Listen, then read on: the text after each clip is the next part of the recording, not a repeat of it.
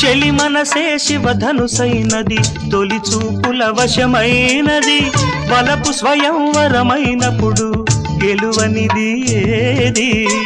ఒక బాణము ఒక భార్యన్నది శ్రీరాముని చిరయసమైనది శ్రీవారు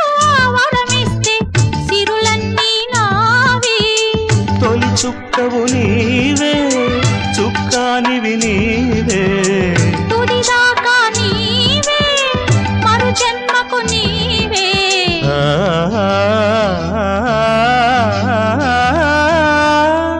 జానకి కలగనలేదు రాముని సతి కాగలనని ఏనాడు